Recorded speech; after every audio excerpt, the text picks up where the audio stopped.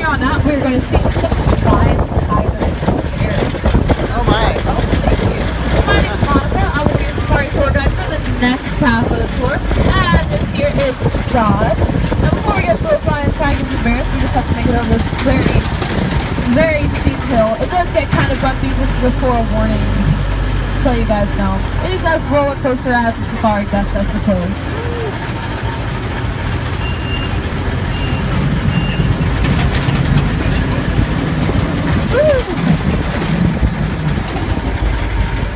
But anyway, to start off the second half of the tour, coming up on your right hand side, you are going to see our white bearded gnu. These are the ones that are closest to us. These guys are also called the blue wildebeest. And behind them we have some of our red leech leg and a very lonely black buck closest to us. These guys right here, these are the greater kudu. They are the second largest of the antelopes. They have those beautifully long horns. Those horns take about 6 years to grow. Pretty dusty. Now as we make our way around, oh, you can see our trolley right here. And we can probably get a better view of our reticulated giraffes usually, but it looks like there's no more feeding today. So they're probably all going to bed. They all have a very strict bedtime.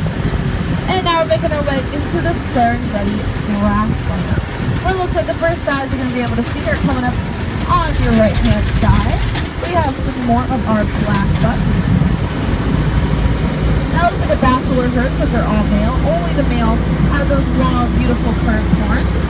And the one over to the right is the oldest one. I can kind of tell because the older they get, the darker their fur gets, and they really take on that black buck name. Because the ones in the back kind of look like the females, but they have very light fur. That just tells us how young they are.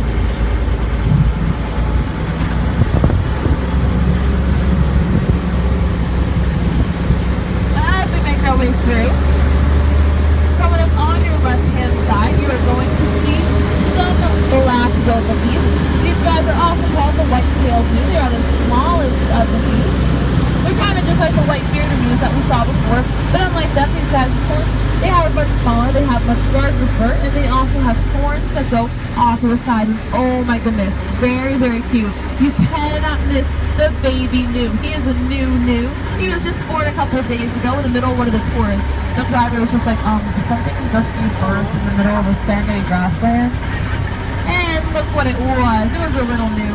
Now he is super tiny still, but he's so fast. It's ridiculous. He just runs around all day. And everyone is so interested in him because he's the new guy in town. The mom doesn't really like it. She tells everyone to back away. Oh, and behind them we have some unicorns. Now these unicorns, of course, I know, aren't actually unicorns. Those are the addax, but the addax gave rise to the myth of the unicorn. Because they have horns that are so perfectly in line that from the side it appears like they only have one. So I'm guessing someone saw it late at night and was like, whoa, with the horse of one horn. Very cool. But here at the park, we do actually have one addax, so only has one horn. His name is Charlie, and he's our very adorable native unicorn here at the park. Oh, and if you look back there to your right, all the way in the back, you will see our saber antelope. He's a guy with those huge horns.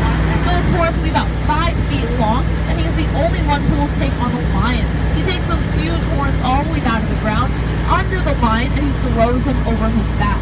And that should take care of his problem for him. Now coming up, very cool, over to your right past these ostriches in the sand, you're going to see some ostrich eggs. Those ostrich eggs are very large, they're about 2.5 to 3 pounds, and they are very thick. That is because they have to support the body weight of the ostrich. It is so that a grown man can stand on an ostrich egg and it will not crack. It's kind of like going to the store and instead of buying 12 chicken eggs, you only buy one ostrich egg. It's one big old omelet. So it's pretty convenient, I guess. But those ostrich eggs aren't sure when it tastes good. And those aren't fertile, that's why they're off to the side. The male will put his ear to it and make sure it doesn't have a heartbeat. And if it doesn't have a heartbeat, he scoots it over to the side. And now we're in Kingsland, where we are going to see the African lion. Now I'm sure you guys all know which is the male, which is the female. It looks like we have female right over there. And we have a male facing us. Now this is one of the prides we have here at the park. Each pride have about 20 members in it. We have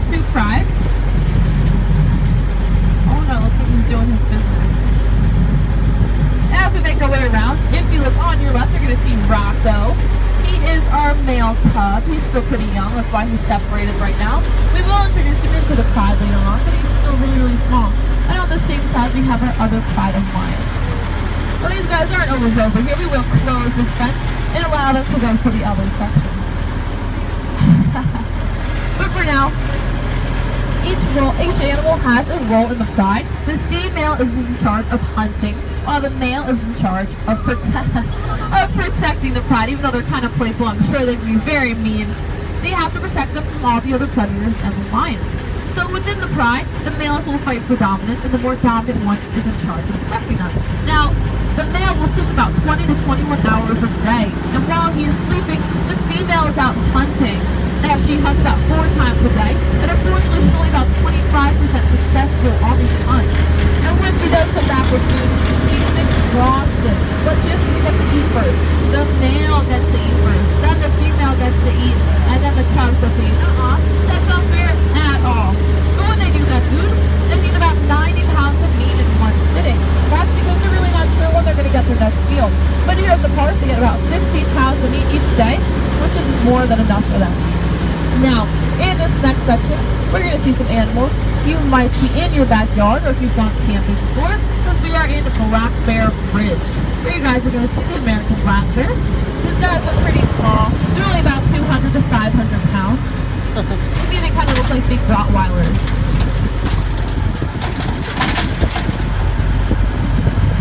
Now, they can be seen in 49 states. The only one is really Hawaii, since they can't really walk or swim to it. But these guys will walk just about anywhere else.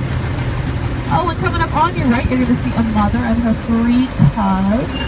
These guys are still pretty small. They're very cute. They're about 1.5 years old right now. So they're separated because the mother is still nursing. And some of the other bears are a bunch of bullies. So it's just safer to have them here until they get a little bit bigger.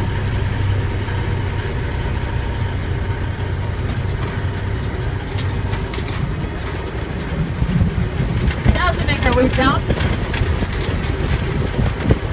you can see someone from here. If you look on your left, you're going to see another mother and her 2 cubs. These guys to me seem like they're a little bit bigger, but they're around the same age. They were both born a couple winters ago.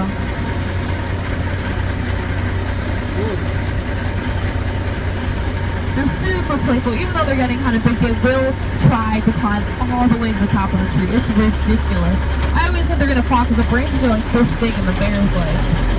But anyway, these guys are opportunistic omnivores, so they will eat anything, including that funky stuff on top of the water right there.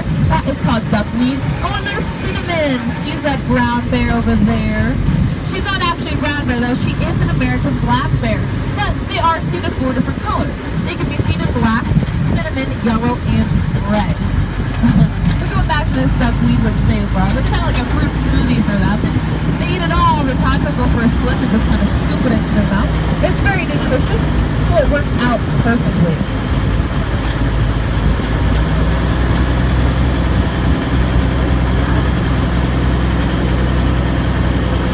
Now to start off this section, we have some Chilean flamingos. Now do you guys know why the flamingo is pink?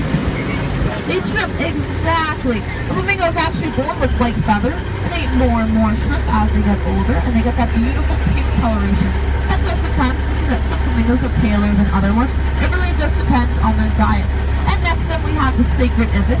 Now, those guys were thought to have magical powers in ancient Egypt, so unfortunately for them when a pharaoh died, they were mummified with the pharaoh. And next to them we have the red leechway. Now those guys kind of look like they were wearing high heels on their back legs. That's because their back legs are longer than their forelimbs, and it kind of gives their body an angle. And this allows them to walk very long distances through marshy areas like these, where they can eat the freshly grown grass, which is like all they like to eat.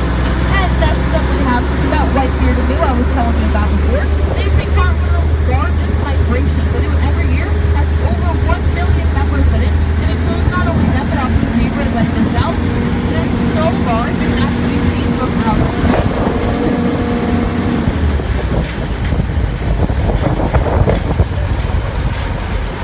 Next up, we're going to see some real live teddy bears. Because we're coming in to see the European brown bear. Now, the first two you're going to see are brothers.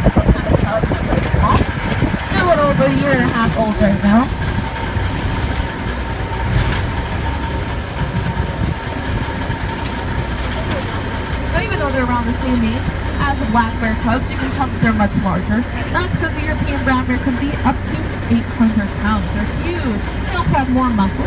They have a longer snout and they have a more dominant arch on their back.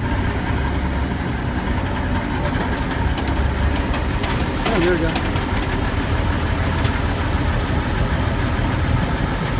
You can see the big guys over here. Now, just like the black bears, these guys are super lazy. They will sleep anywhere. This rock right here is one of their favorite sleeping places. They will literally fall asleep on a rock or a log, and it's comfortable for them. They'll sleep all day. It's like a Tempur-Pedic. It's ridiculous. They'll just lay there. Now, because these bears are so big, they have a hard time climbing up the trees. But in extreme situations, if need be, they will raise their cubs up into the tree and then attempt to go up after them. But if they can't, they simply just kind of wait it out, I guess. Knowing that these guys can't climb, they do love to swim. Ooh, so we have a tunnel going underneath this road that allows them to go into the water whenever they want. There's bubbles over there in the water. He loves to swim. He's usually in there all day. He's probably playing with his log. He has a favorite log that he plays with while he's swimming.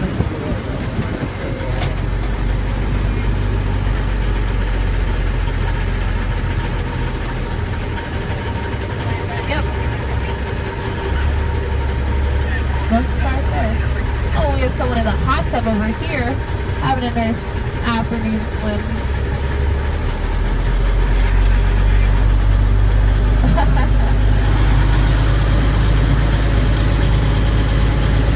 Now, unfortunately, because they're so lazy, the tunnel that we have underneath this road, someone always falls asleep in it so that no one else can get to the other side. I'm sure it's very irritating. Now, lucky for the female bear, she actually gives birth during hibernation. So one day she goes to sleep, and she doesn't need to worry about eating or going to the bathroom. And then she has 3 adorable cubs. Oh, I'm pretty sure they're hiding out right now, but hopefully they'll jump out for us. There's one behind this little grass right here. These guys were born this winter, so they're super small and adorable. They're also really playful. Oh, there we go. You're in the little bush. Hold over. There he is. Now these cubs are born both blind and deaf while the mother is sleeping, but luckily they produce a humming sound that is thought to stimulate her milk production, so she'll be feeding him without even noticing.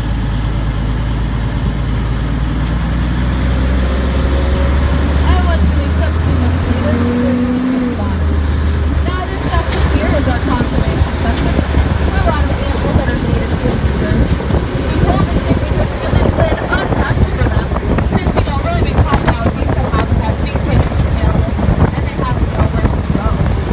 Now this section is also made for me, so I don't have to talk all the time and point everything out. So just enjoy and look at all the leaves and trees and hills.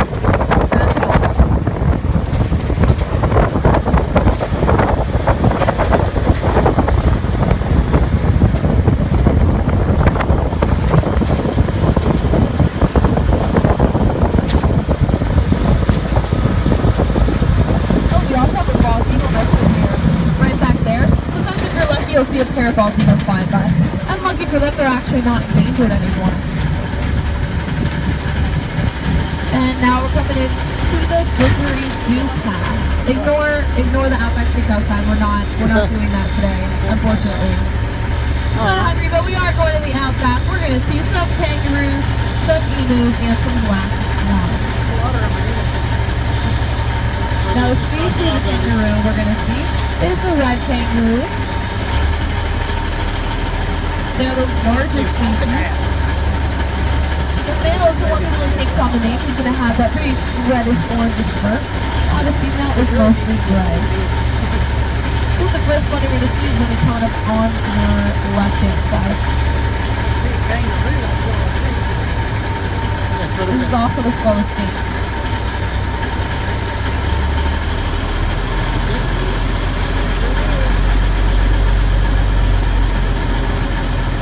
There they are. These are females. You can see they're still pretty small.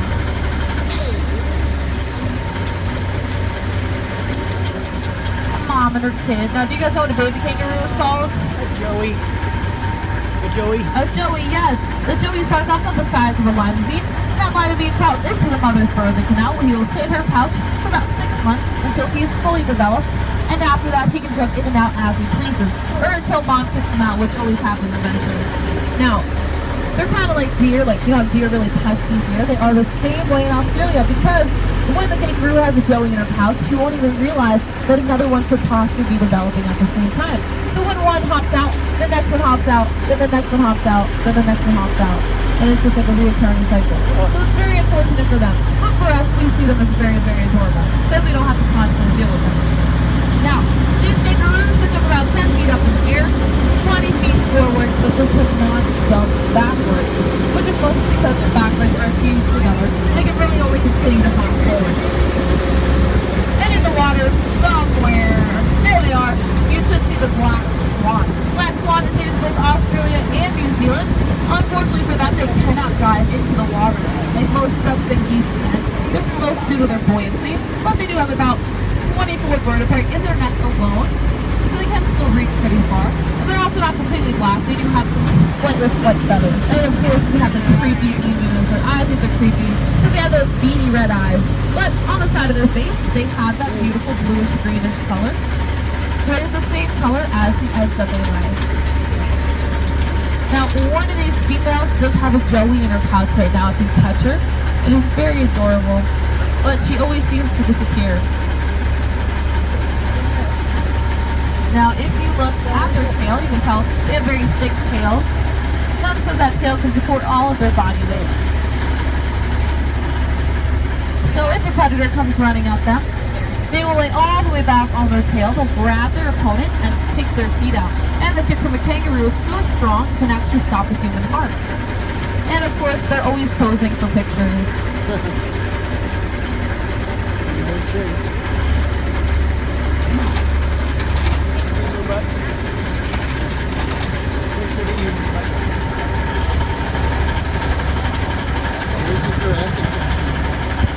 You should have one, right? That's what it looks like. Actually, the emu, since they have true calf muscles, they have the same movement as a velociraptor, so they were used for the movement of them in Jurassic Park. That's cool. Not ostriches? You would think ostriches would be used too. Because they don't have the true calf muscles, so they don't have that same movement. They have a stride of about 9 feet.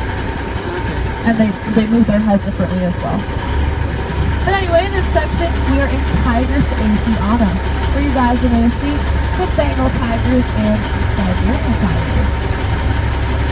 Now, the first one is coming up on our right. It looks like Kangaroo, but I'll know when we get closer. It is definitely a black and white Bengal tiger.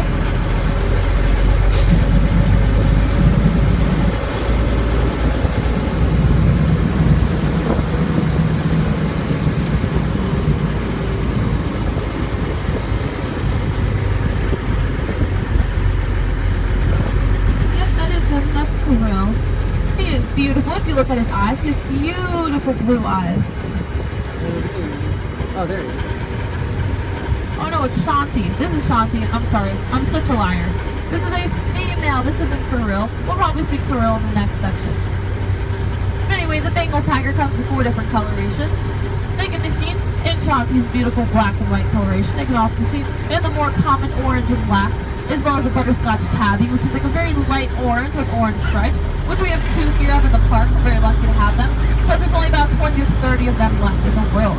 And their names are Reina and Kina Ka, and their siblings. Now, there's also the all-white Bengal tiger, but unfortunately those are very, very rare. There's only about 10 of them left in the world. I think the closest one might be in Las Vegas. But as we make our way around, you're going to see 2 more of the Bengal tigers coming up on your right.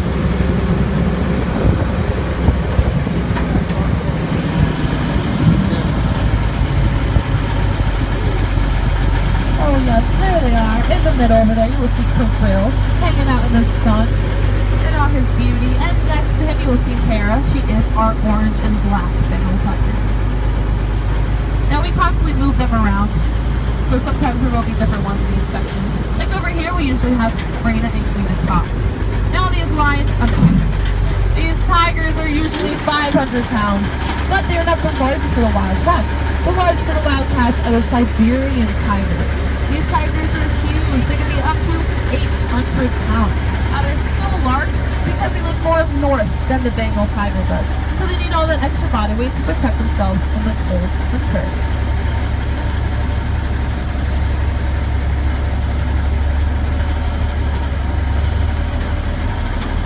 Now these beautiful guys, a lot of people assume that the Siberian tiger is the one who comes in that black and white coloration, I suppose because they live more up north. But actually the Siberian tiger can only be seen in orange or black. You will not find them in other colors like the Bengal tiger is. Now, for whatever reason, if you were to shave these tigers, I don't know why you would, but if you did, their skin is the same pattern and color as the fur that they have. They're also the only type of cat that does enjoy swimming, which is why you'll see ponds in each section. So when it does get really hot, it's very adorable to watch. You just kind of jump into the water and play around. Now these Siberian tigers are quite playful. Now oftentimes the tiger is pretty solitary. They do not like to be around other tigers. But when they do come together, it's called an ambush.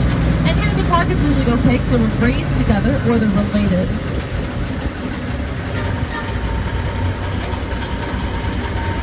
I think this is one of the larger Siberian tigers that we have. And if you guys have been to the Wild Walkway, you might have seen Nadia. She's our Siberian tiger. She's so cute. She's like this big right now. She's like a couple months old. She's beautiful. Now, unfortunately, you guys are very lucky to see these tigers, but they are critically endangered.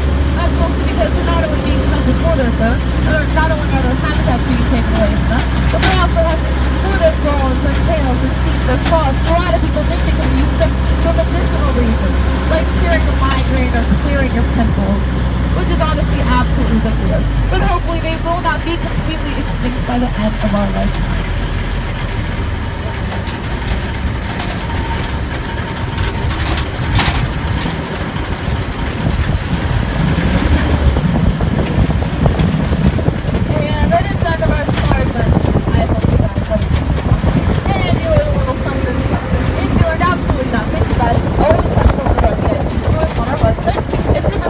Birthday parties and stuff like that. You just get more information about the animals and get a lot closer. And they take you one of our private vehicles, like the zebras type ones. You get a lot closer to the lions, the elephants. The rhinos love back massages, so it's very cool. You also get a private vehicle with the giraffe. And some of the other animals as well.